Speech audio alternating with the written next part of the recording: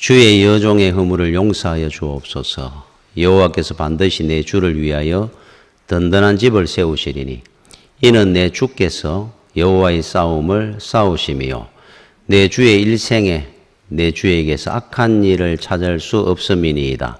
사람이 일어나서 내 주를 쫓아 내 주의 생명을 찾을지라도 내 주의 생명은 내 주의 하나님 여호와와 함께 생명사계 속에 사였을 것이요 내 주의 원수들의 생명은 물매로 던지듯 여호와께서 그것을 던지시리이다. 아멘. 오늘 이 말씀 중에 제가 오늘 우리 어버이 주일 우리 성도들의 가정을 위해서 주시는 은혜로운 문장이 하나 있습니다. 우리 29절의 중반절에 보면은 하나님 여호와와 함께 생명사계 속에 사였을 것이요 하는 요 문장입니다. 자, 이 말씀은 누가 했느냐 하면은 아비가일이라고 하는 사람이 여자분이 다윗에게 했는 말입니다.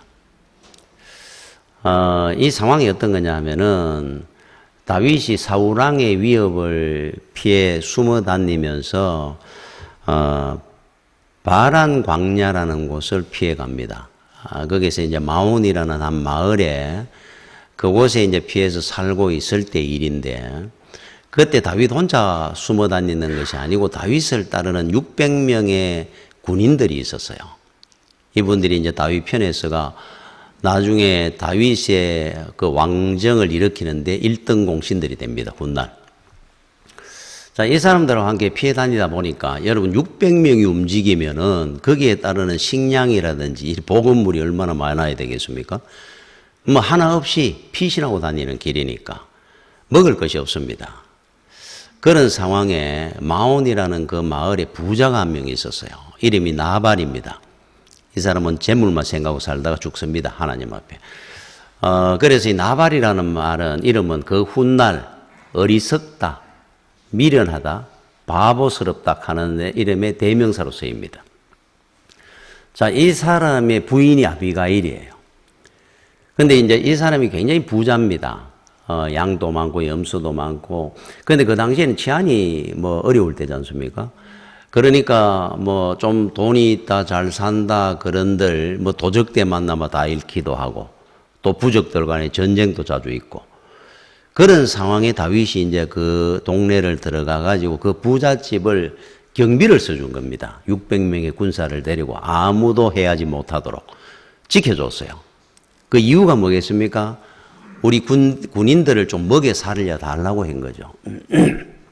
자, 상당 기간이 지나고 난 뒤에 이제 그 부하를 보내가지고 식량을 좀 줬으면 좋겠다. 이만큼 지켜줬으니까, 안전하게 살았으니까. 그때 나발이라는 사람이 이런 지하에 거절을 하면서 다윗이 도대체 누구냐? 내가 너에게 도와달라고 한 것도 아니고 네가 스스로 찾아와서 도와준 것뿐인데 내가 왜 돈을 줘야 되고 곡식을 줘야 되느냐? 거절을 합니다. 다윗이 화가 많이 났죠. 그래서 결정을 합니다. 죽이기로. 내가 용서할 수 없다. 그래서 400명의 군사를 이끌고 이 나발이라는 사람을 처단하기 위해서 가는 길인데 그때 길목에서 아비가일이라는 이 여인이 이 소식을 듣고는 급하게 여러 가지를 준비를 합니다. 포도주도 준비하고 곡식도 준비하고 양고기도 준비하고 많은 것들을 준비해 가지고 쌓아 놓습니다. 길에다가. 그리고 그 앞에 서서 기다립니다. 이제 다윗이 군대가 옵니다. 그 앞에 섰어요. 너는 누구냐? 너는 나발이라는 사람의 부인입니다. 드릴 말씀이 있어서 왔습니다. 뭐냐? 나는 용서할 수 없다. 그러니까 이제 했는 말입니다. 내가 당신을 압니다. 다윗을. 내가 오늘까지 당신에 대해서 들은 소문이나 이런 걸 들었겠죠. 하나님께서 당신의 인생을 지켜주고 계심을 내가 봤습니다. 그 어린 15살의 골리앗을 쓰러뜨릴 때도 이겼고 또 이렇게 여러 차례 사울왕의 위협 속에 살면서도 뭐 죽음 직전에 간 적이 많았으니까요. 거기에서 생명을 보존했다는 것은 당신 홀로 살은 것이 아닙니다. 내가 보기에. 그래서 했는 말이 당신은 하나님의 생명사계 속에 사여있는 자임을 내가 압니다. 그랬어요. 하나님의 생명의 보자기로 하나님이 당신을 지켜줬기 때문에 어릴 때 골리앗도 이길 수 있었고 또 많은 죽음의 위협 속에 있음에도 당신은 살아가 생명이 보존된 거 아니냐. 그렇게 했는 이유를 당신은 그동안 살아가면서 하나님을 위해서 살았고 악한 일을 했다는 말을 나는 한 번도 들어본 적이 없습니다. 그러니까 당신은 분명히 혼자 사는 것이 아니고 하나님의 생명의 보자기에 쌓여서 은혜 가운데 살았음을 내가 압니다. 야, 얼마나 지혜로운 말입니까? 다윗이 얼마나 기분이 좋았겠어요. 그러면서 이렇게 훌륭한 분이 앞으로 나라를 일으키고 지켜야 될 분이 우리 남편처럼 미련한 저런 사람의 피를 손에 묻힐 필요가 있겠습니까? 그러지 마십시오. 앞으로도 선한 일을 하고 사시고 용서하고 사시고 나라를 일으키는 데 쓰임 받으라고. 그 말에 다윗이 용서를 하죠. 이 여인의 그 지혜로운 말 한마디에 생명이 사는 겁니다, 남편이. 그리고 다윗은 많은 것들을 이제 곡식을 가지고 부하들을 먹이 위해서 가지고 가고 헤어집니다. 훗날 아비가일은 다윗의 아내가 됩니다. 왕비가 됩니다. 나발은 이 일이 있은 요 일이 있은 요로부터 딱 열흘 뒤에 하나님이 생명을 거두어 갑니다. 세상에 재산이 전부라고 살면은 생명이 하루아침에 없어질 수 있는 생명을 무엇을 위해 살아야 되는지를 교훈을 주는 겁니다. 자, 그것이 오늘 본문의 내용입니다. 자, 여러분들이 하나 기억해야 될 것은 우리 믿는 성도들의 가정의 달이죠. 또 우리 자녀들, 여러분 인생은 우리가 혼자가 아니라는 사실을 말씀을 드리려고 하는 거예요. 여러분은 혼자가 아닙니다. 우리는 한 사람 한 사람이, 우리 자녀들이 앞으로, 우리 가정은 하나님의 생명싸개 속에 쌓여 있는 가정이고 우리 자녀들이고 우리 인생임을 여러분들이 믿어 심지 말아야 됩니다. 자, 그렇다고 한다면은 단장 눈에 보이는 것으로 염려하고 근심하고 죽느니 사느니 갈 문제가 아닙니다. 하나님의 생명사계에 있는 우리의 생명이 또 우리의 대적자로부터 우리가 패배할 수가 없다는 사실을 여러분들이 반드시 알고 살아야 됩니다. 하나님이 지켜주시고 생명의 보자기로 우리를 싸매가지고 지키시니까. 자, 5월은 가정의 달입니다. 지난주에 어린이 주일이고 오늘 어버이 주일입니다. 저는 그 5월 둘째 주를 어린이 주일과 어버이 주일에 대한 메시지를 한 주에서 말씀을 합니다. 자, 먼저는 우리가 부모된 사람으로서 하나님이 주시는 말씀을 기억하고 살아야 될 것이 있어요. 또 자식의 도리를 다해야 되는 자식으로서의 도리, 효도해야 될 일이 있습니다. 그 두 가지 문제를 우리는 하나님 은혜 가운데 바르게 잘 행하고 살아야 됩니다. 먼저 부모된 사람으로서 우리는 자식을 어떻게 양육하고 키워야 될 것이냐 하는 문제입니다.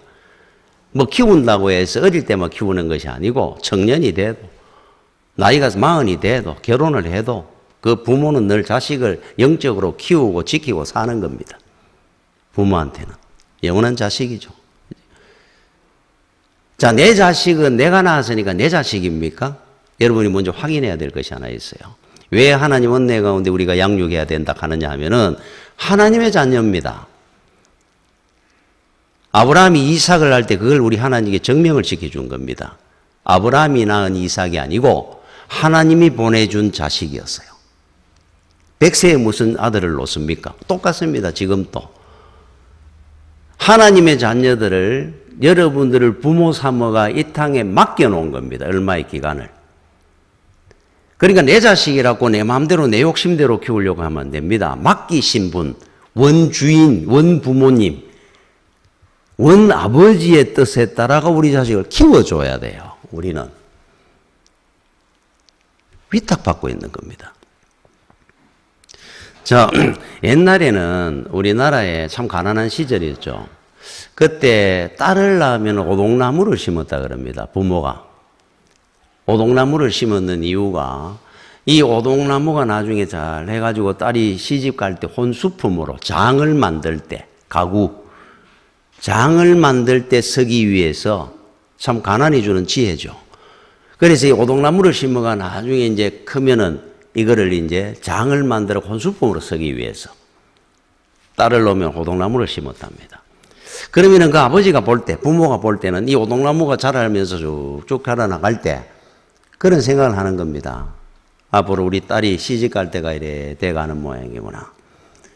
자, 어느 정도 이제 장을 다 짤 만큼 큰 나무가 됐을 때 비로소 이제 생각을 하죠. 우리 딸이 시집 갈 때가 됐구나. 부모는 자식을 낳자마자부터 자라고 크고 성장할 때까지도 늘 여러 가지를 생각을 하죠. 자식을 위해서. 여러 가지를 준비를 합니다. 늘 자식 생각밖에 없고 자식을 위해서 합니다. 그런데 오동나무로 좋은 장을 만들어 가지고 시집을 보낸다고 그 딸이 행복할 수 있느냐? 행복이 보장되느냐 하는 문제입니다. 아무리 좋은 장을 짜서 보낸들. 그러면 우리는 어떻게 해야 되느냐? 영원히 우리 딸을, 아들을 영원히 복된 길로 우리가 키우고 준비하고 만들어 가야 될 것이 뭐가 있겠느냐? 확실한 보장이 있습니다. 믿음의 나무입니다. 오동나무가 아니고 다 없어도 됩니다. 믿음의 나무를 심어야 됩니다. 우리 아이가 낳자마자 믿음의 나무가 우리 아이가 성장하는 만큼 믿음의 나무가 함께 성장해 가도록 비료도 주고 물도 주고 말씀입니다. 키우면은 영원히 복된 길을 갑니다. 하나님의 생명사계에 사여 사는 인생이 될 거니까. 누가 그를 대적하면 누가 이길 자가 있겠어요? 여러분, 폴란드의 유명한 세계적인 피아니스트 그 페데레프스키라는 분이 있습니다. 페데레프스키라고 아마 세계적으로 유명한 분입니다. 이분은 피아니스트로. 우리가 알기로. 그런데 이분이 나중에 이제 2차 대전이 끝나고 폴란드가 정부가 수립되면서 초대 총리가 된 사람이에요. 아니, 피아니스트가 예술을 하던 분이 정치를 해가지고 총리가 된 겁니다. 어떻게 그런 일이 뭐 쉬운 건 아니지 않습니까? 이 완전히 다른 쪽인데 이유가 사연이 있어요. 이분이 4살 때부터 피아노를 천재니까 그 당시 천재로 이제 그 피아노를 이제 수업을 하는데 이분의 그 신체 특징 중에 하나가 손가락이 짧은 거예요. 그러니까 피아니스트를 해야 되는데 가장 치명적인 약점입니다. 한 1년, 2년 하면 천재라고 각광을 받다가 한 6살쯤 되는데도 손가락이 짧은 편에 들어가니까 가르치던 선생님이 이제 그 부모님을 불러가지고 다른 악기로 해보라고. 피아노하고는 안 맞는 것 같습니다, 신체적으로. 그래서 다른 악기를 권했는 겁니다. 그러니까 피아노를 하다가 한 6살쯤 되면서 피아노로 손을 놓은 겁니다. 뭐 다른 악기도 안 했습니다. 상당히 실망을 하고 낙심을 했겠죠. 그런데 한 8살, 9살쯤 됐을 때 그 당시에 세계적인 피아니스트 거장이 루빈스타인이라는 분이 있었는데 이분과 만남을 가질 기회가 생긴 거예요. 페데레스프키라는 이 아이 때. 그러니까 이제 부모님이 루빈스타인 앞으로 이 아이를 데려가 가지고 그때는 이미 이제 피아노를 안 친 지 한 2, 3년 됐는데도 그래 자기 이야기를 한 겁니다. 이렇게 못 치게 됐다. 손가락이 특별히 짧다. 한번 보자. 그래서 루빈스타인이 아이를 보면서 한번 쳐보라 그랬어요. 근데 얼마 안 쳤는데도 불구하고 워낙 천재성을 갖고 있었으니까. 그 루빈스타인이 보면서 키우라고. 앞으로 열심히 훈련하면은 세계적인 피아니스트가 될 수 있는 사람이다. 아이다. 그래서 다시 이제 피아노를 한 겁니다.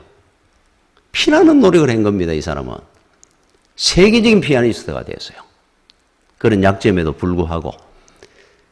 그런데 이제 하나 뭐가 문제가 되느냐 하면은 이 사람이 세계적인 거장이 되니까 우리는 볼 때 그런 차이를 잘 모를지 모르는데 본인들은 그 세계는 종이 한 장 차이로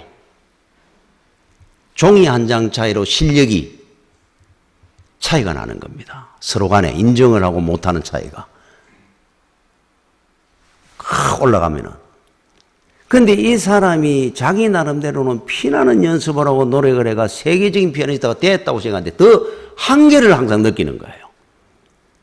다른 사람과 비교를 해볼 때 왠지 모르게 정말 종이 한 장 차이를 못 뛰어넘는 겁니다. 아무리 노력을 해도. 그 이유가 이 사람이 어디에 있었다고 자기가 생각을 하게 됐냐면은 어릴 때 3년인가 2년 씻는 조기 교육의 실패입니다. 천재성을 갖고 태어났는데 4살 때부터 하다가 그 말이 한 2, 3년 쉬다가 다시 했는데 이 갭을 극복을 못 하겠다는 거예요. 30대가 되고 40대가 되고 세계적으로 이름은 나 있는데 본인이 볼 때는 자기 실력을 그때 이 3년을 놓치는 그 시간을 죽어도 연습해도 못 따라가다 못하는 곡이 있더라는 거예요. 한계가. 그래서 이 사람이 스스로 피아노를 치다가 정치에 입문하고 총리가 된 사람입니다. 조기 교육의 아주 중요한 부분을 이야기를 하는 거예요. 자, 우리가 그렇습니다. 요즘 또 우리 어릴 때부터 조기 교육을 굉장히 중요시 여기죠. 영적 조기 교육. 제가 조금 전에 믿음의 나무를 심어줘라 한 것처럼 굉장히 중요합니다. 그래서 어릴 때부터 영적으로 우리가 교육을 잘 해가 훈육하고 양육을 해야 되는 이유입니다. 뛰어넘지 못하는 한계가 느껴질 때가 있어요. 그래서 여러분 신학대학을 갈 때 면접을 할 때 묻는 게 하나 있습니다.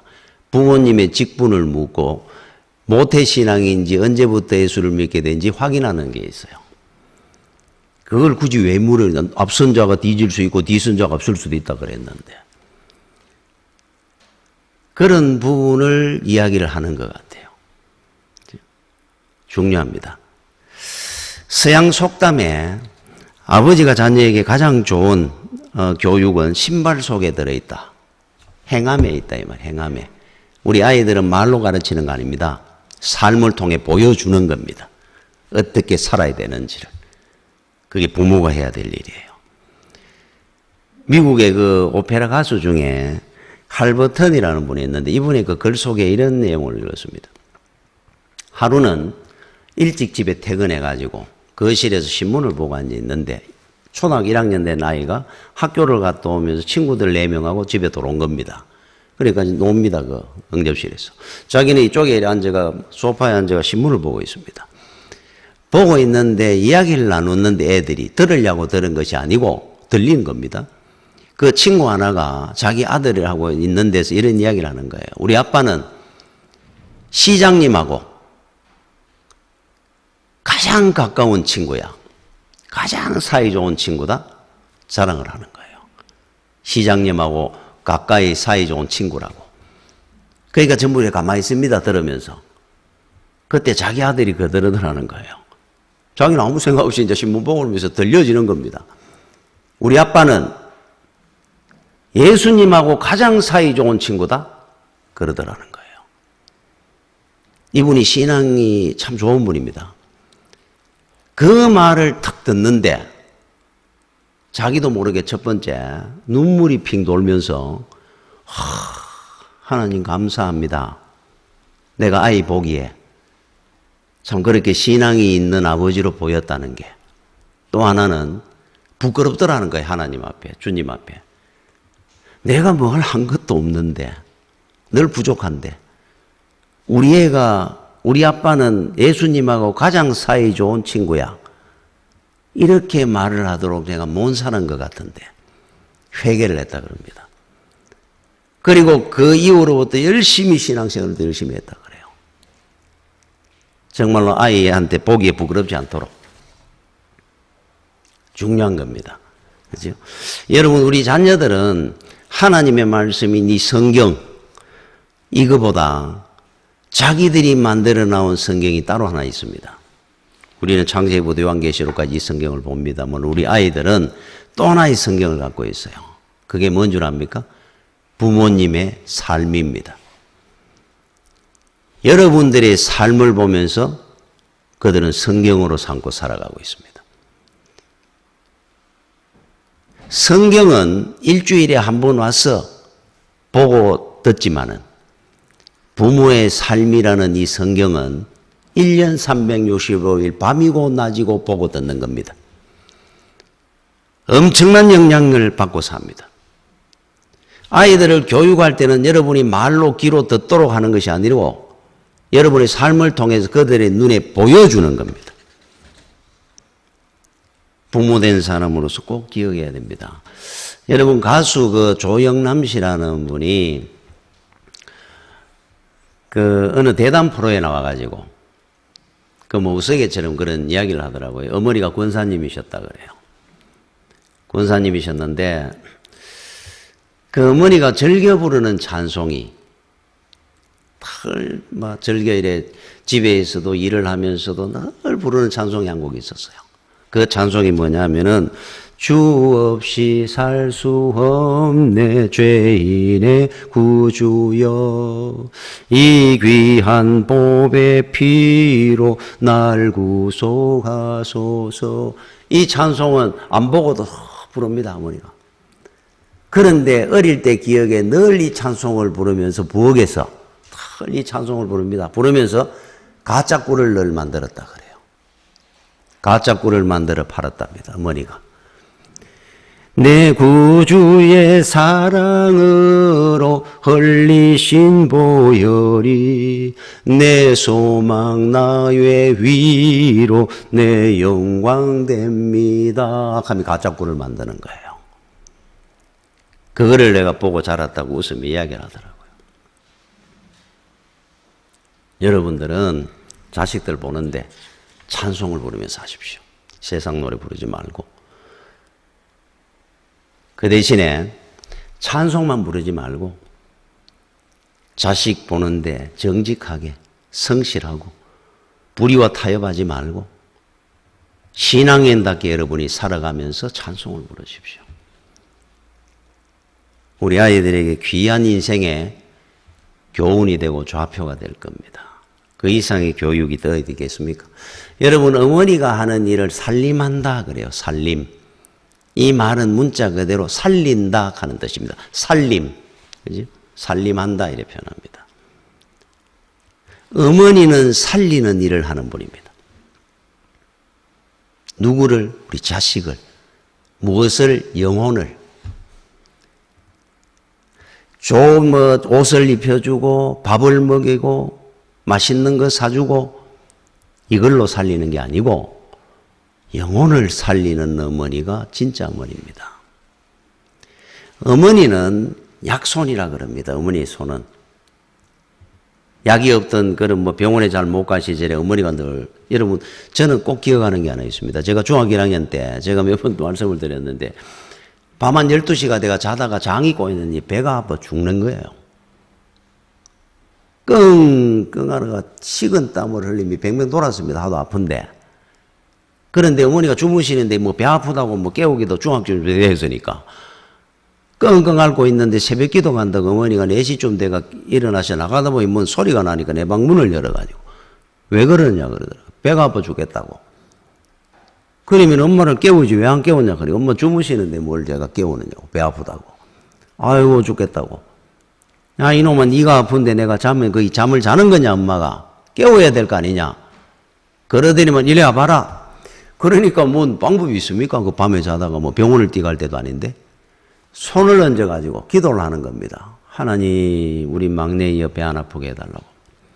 놀랍지요? 저는 그 체험을 지금까지 생생하게 기억하고 있습니다.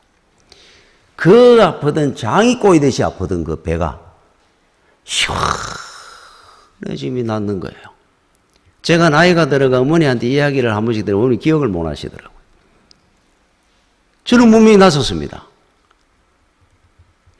그래서 제가 늘 후에 내도 이야기를 했습니다. 어머니 손은 신유의 은사가 있는 손이었던 것 같다고. 약손입니다. 약손. 제가 어머니 손을 늘 약손이라 그랬어요. 자, 여러분들의 손도 약손입니다. 어머니들, 아버지는. 영혼을 치유하는 어루만지는 약손이 돼야 돼요. 살림하는 사람들이 진정한 살림꾼이 돼야 됩니다. 우리 자녀들을 살려야죠. 또 하나, 이제 부모님의 자식으로서 자식된 도리 효도입니다. 지금은 우리가 부모로서의 삶을 말씀드렸는데 10계명의 제5계명에 내 부모를 공경하라. 그리하면 여호와가 내게 준 땅에서 내 생명이 길리라. 복을 허락하셨어요. 부모님을 공경하라. 제가 그랬죠. 공경, 카바드, 히브리 말로. 이 말은 존경하다, 무게를 인정하다 하는 뜻입니다. 무슨 무게를 인정합니까? 나이든 노인이, 우리 부모님이 세월의 무게입니다. 부모가 자식보다 세월을 적게 산 사람은 있을 수가 없잖아요. 20년이 빠르든 30년이 빠르든 저보다 이 30년은 먼저 사시고 오래 사신 분들입니다. 부모님은. 우리 부모님은 많이 공부도 못하고 무식하고 못 배웠습니다. 절대로 자식이 아무리 배우고 박사라도 뛰어넘지 못하는 벽이 있습니다. 세월이라는 벽입니다. 아무리 못 배운 부모 같아도 삶을 통해 얻은 지혜라는 것은 절대로 못 따라갑니다. 자식들이. 그래서 세월의 무게 인정해 드리는 것이 공경입니다. 부모님을. 공경해야죠. 그거는 분명히 그 지혜 속에 우리는 많은 걸 얻을 겁니다. 높이고 공경하면. 중국에 사신이 왔습니다. 옛날에. 와가지고 한국에 이제, 우리나라 이제 이 조선에서 이제 관료가 가가지고 마중을 하고 대접을 하고 합니다. 그런데 이제 사신에 와가지고 한국에 이제 그 관료들을 골탕을 먹이려고 질문을 하나 합니다. 문제를 하나 냅니다. 똑같이 생긴 말 2마리를 끌고 와갖고는 묻습니다. 어느 것이 어미고 어느 것이 새끼인지 구분해 보라 그랬어요.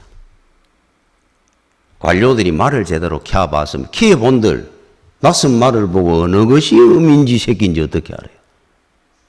보니까 똑같은데 야 이거를 모르겠다 그러기도 그렇고 무시가도 요러도 뭘 그렇고 방법은 없고 그래서 책임을 졌던 그 관료가 집에 와가 머리를 싸매고 고민을 하고 있는데 그 노모가 어머니가 니 왜 그러느냐 무슨 고민이 있느냐 예 중국 사신이 와가지고 이런 문제를 냈습니다 이야기를 했어요. 어머니가 허허 웃으면서 그게 뭐 그리 어렵다고 그렇게 고민을 하느냐 알 수 있는 방법이 어머니 있습니까? 내일 가거든 말죽을 쏘가지고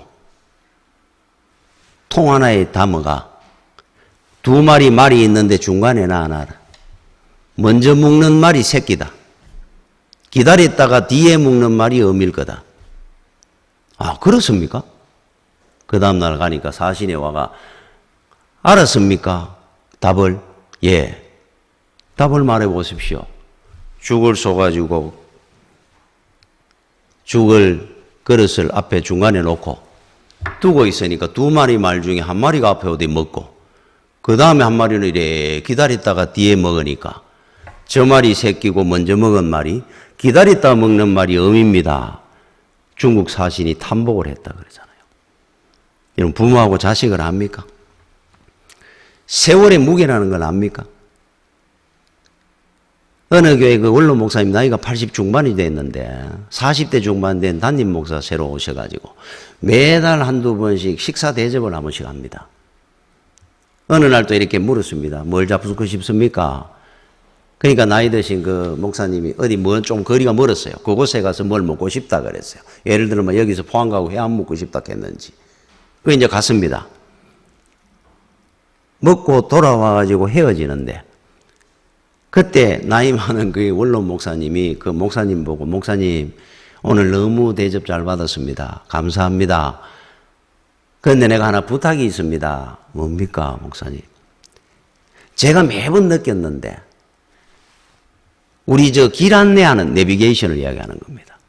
저기 길 안내하는 아가씨가 저렇게 고생을 하며 저렇게 친절하게 잘 길을 안내해 주는데 제가 한 번도 이렇게 대접을 한 번 못 해봤다. 그게 늘 미안했습니다.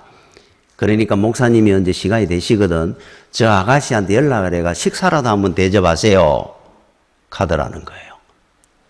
여러분 같으면 어떻게 할 것 같습니까? 참, 목사님 얼마나 무식한 소리입니까? 저건 내비게이션이라는 건데 우리한테만 친절하게 하는 아가씨는 기계에서 나오는 기계 음에 그렇게 돼 있는 겁니다. 녹음이. 아이고 목사님 뭐 그것도 모르셨어요? 이래 이야기할 것 같잖아요. 제 이야기 이게 지금 곽선임 목사님이 했는 말입니다. 어느 교회에서 들었는 이야기라 그래요. 곽선임 목사님이 그런 이야기를 들었다고 이야기를 하는 겁니다. 그런데 이 담임 목사님이 뭐라고 하는 줄 압니까? 들으면서 예 목사님 아주 정중하게 꼭 제가 그렇게 하겠습니다. 제가 그 아가씨하고 연락이 되는 대로 꼭 식사 대접을 하겠습니다. 목사님 잘 들어가십시오. 이래 이야기를 했다 그래요.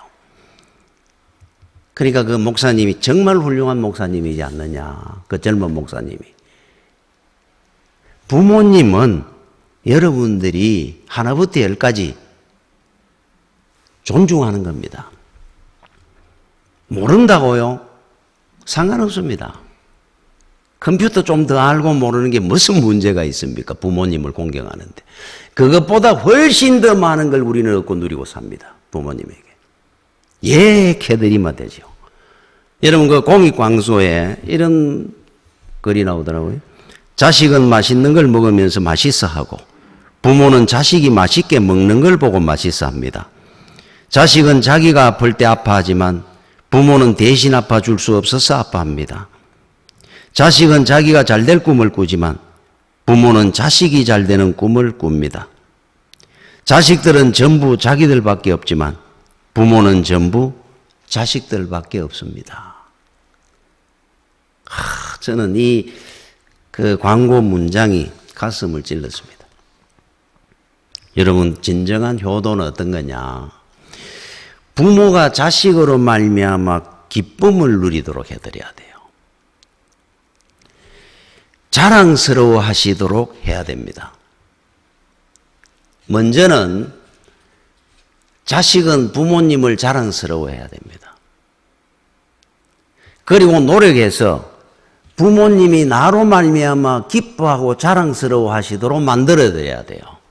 그게 효도입니다.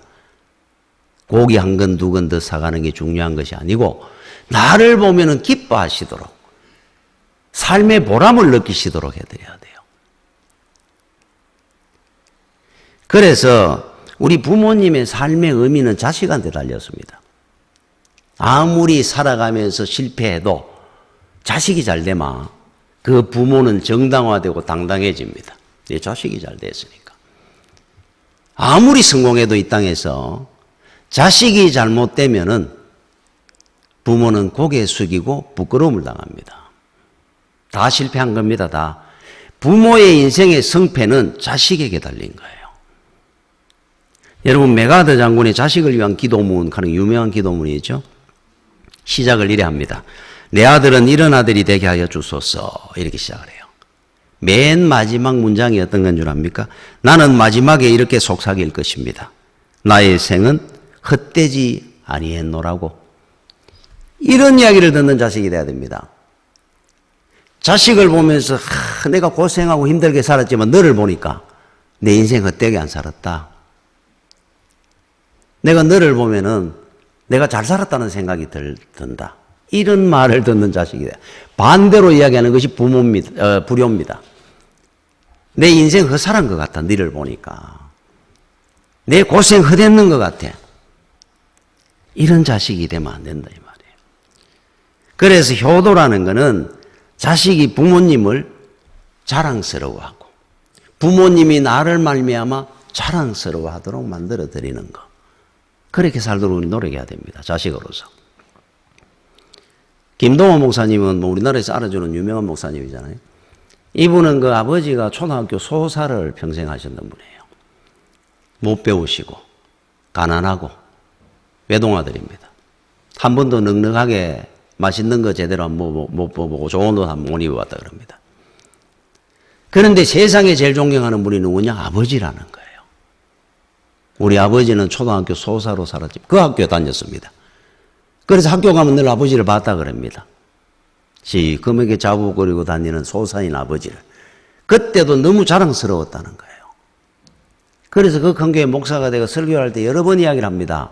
우리 아버지는 많이 배우지도 못하고 가난하게 사시고 소사로 사셨지만은 정직하셨던 분이고 성실하셨던 분이고 참 신앙인으로 사셨던 분이고 내가 가장 존경하는 분이시다. 존경해야 됩니다. 부모는 자랑스러운 분이에요.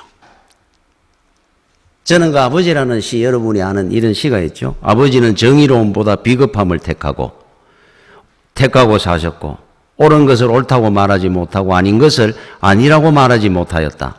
사랑하는 아내와 자식을 위하여. 저는 이 시를 읽으면 우리 아버지 생각이 납니다. 눈물이 핑 돕니다.